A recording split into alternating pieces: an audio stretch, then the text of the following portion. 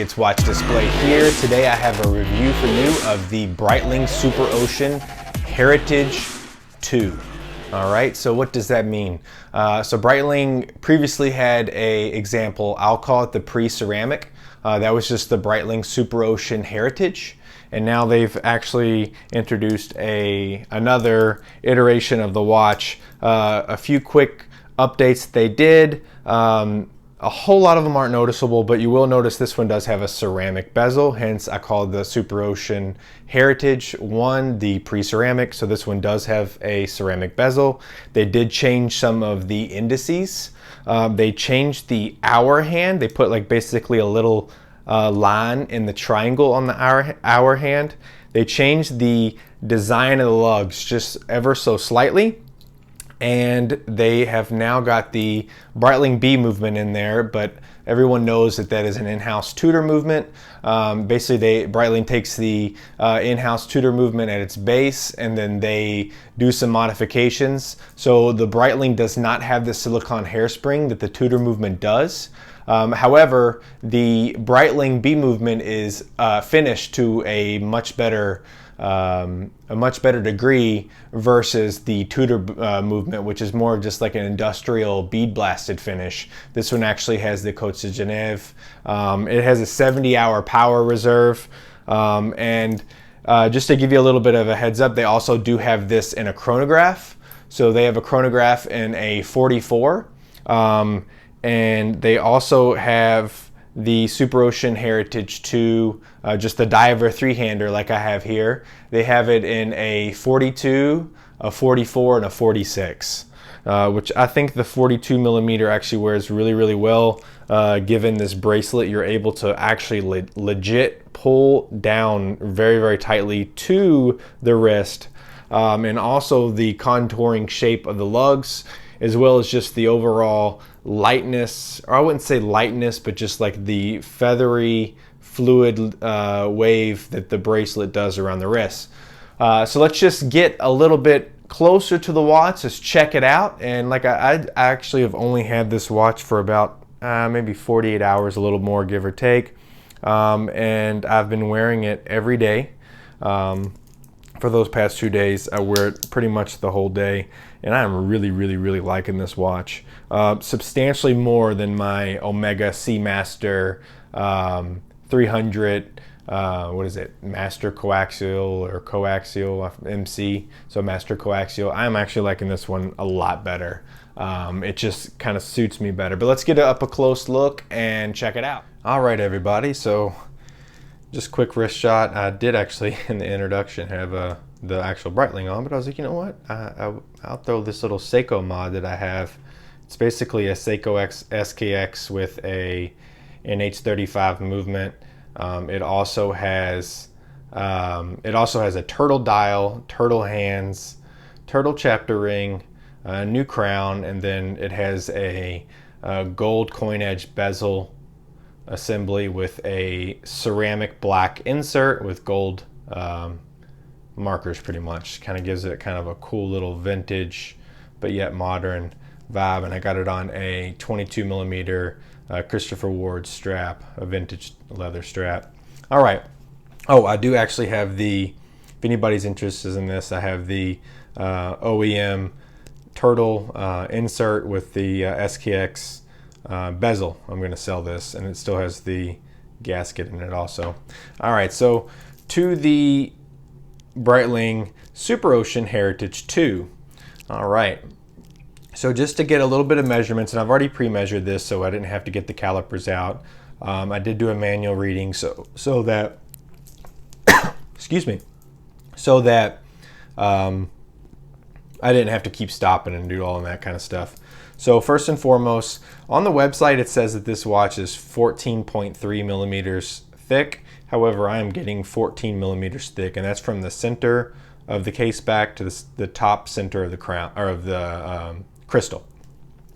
Lug to lug, which is going to be from the furthest outcropping of both of the lugs, and you can see they kind of slope down and then out a little bit.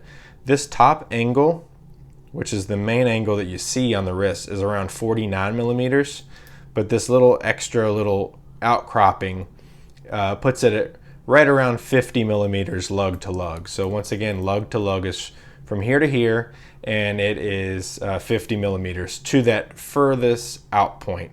As I mentioned, you can see it kind of slopes down. So it actually wears a little bit lighter or a little bit less than that 50 millimeter lug to lug.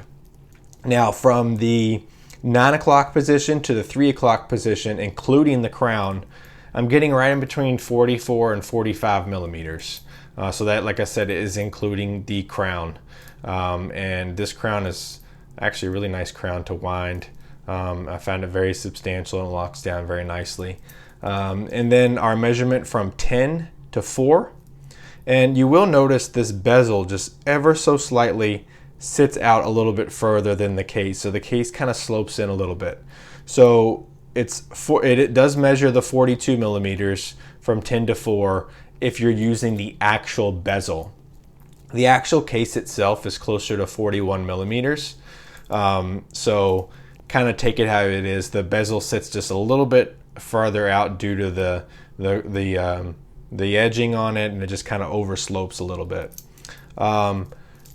So yeah, what I was mentioning earlier that makes it wear so nice, you can see that a lot of other watches have mentioned end-link to end-link. So the outcroppings, like for instance on my Submariner, it comes out a little bit further past the lugs, the tip of the lug. So like say the lug to lug was 50 millimeters, the outcropping of the end links would be like 51 or 52. This does not have that because it's a straight lug or a straight bar bracelet, which is 22 millimeters across here. But as mentioned, there's no extra length with the bracelet. Like you're actually further recessed inside than the actual lug to lug. So it allows it to be worn on a much smaller wrist than you would think for a 42 millimeter watch. I will be completely honest, 42 millimeters is pressing my largest. I prefer smaller watches. That's just kind of my thing. You know, I wear a 36 millimeter watch all the time.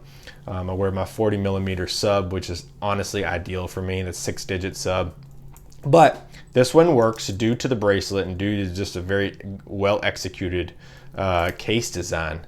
And of course, it's a little thicker than a sub, but it doesn't wear too bad. And most people will know that I nitpick a lot on thickness.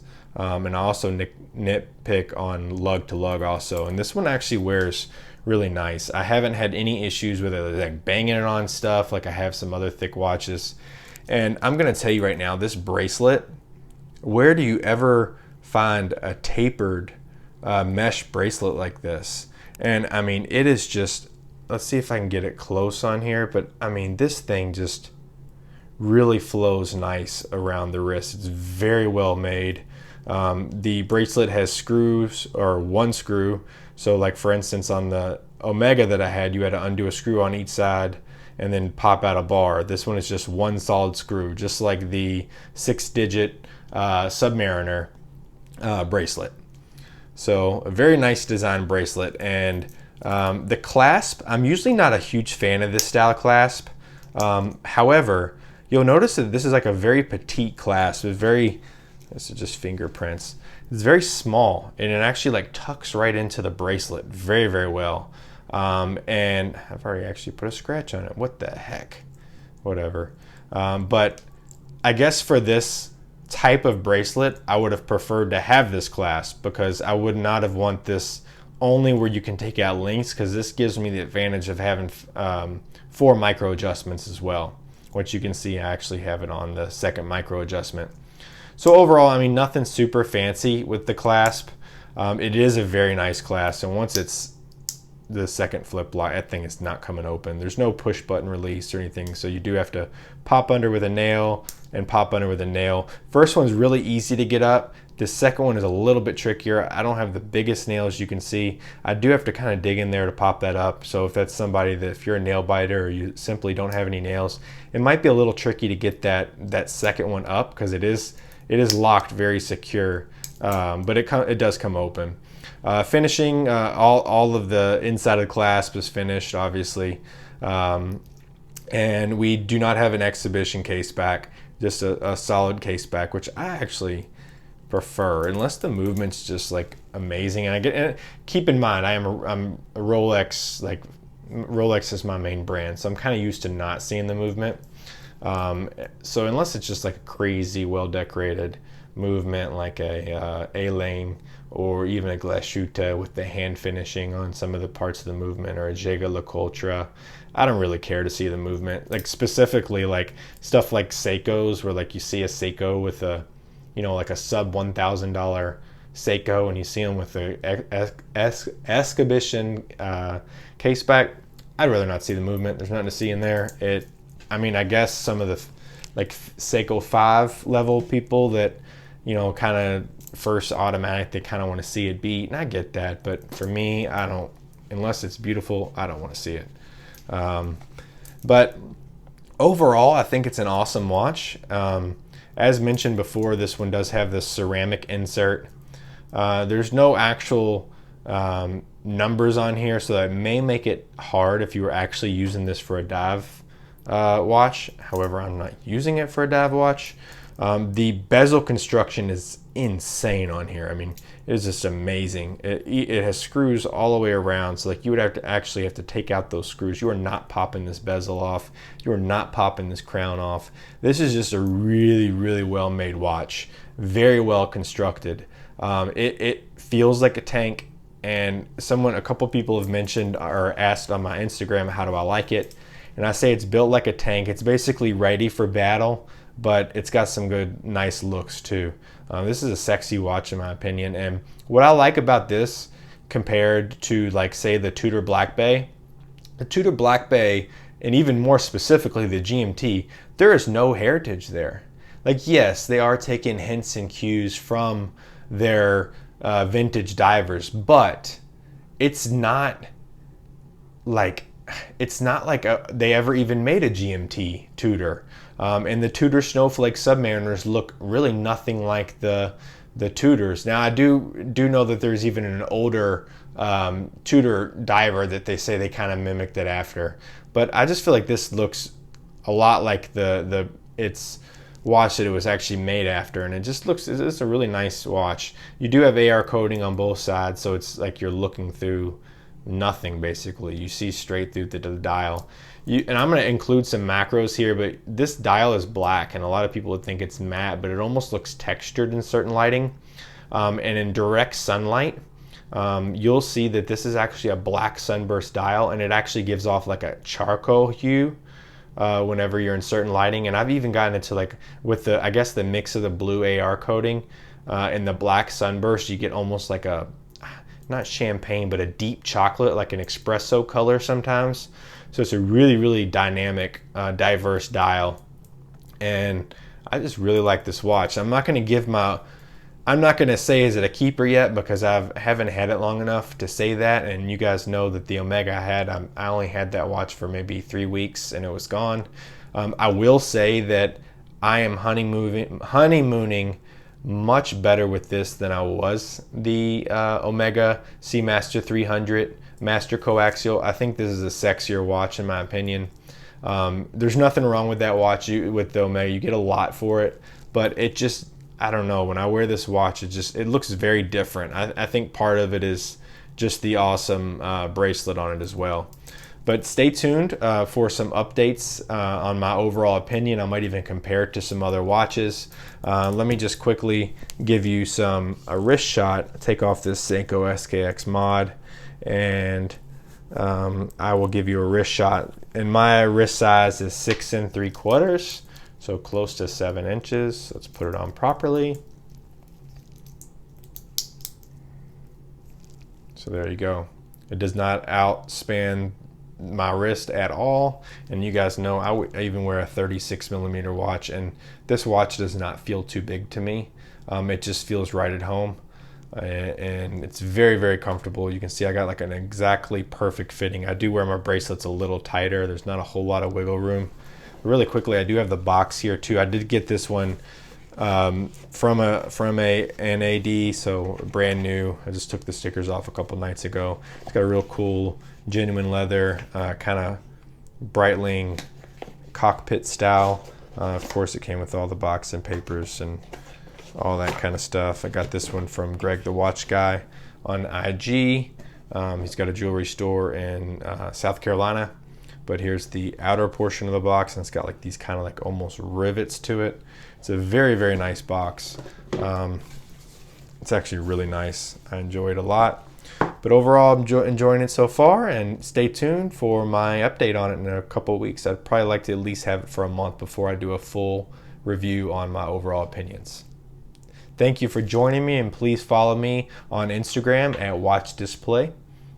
And please, if you enjoyed my video and you found it useful, please support me and subscribe and hit the bell icon so you get the latest updates in my videos. I'm not in exactly every other week or every day. I don't have really a specific set. So the best way to get my content is to make sure you're subscribed and hit the bell icon. I basically do everything in my spare time, and I'm very, very busy right now. As you guys can see, studying fluids right now. I am in medicine. So hopefully you enjoyed the video, and follow me on Instagram at Watch Display. Cheers.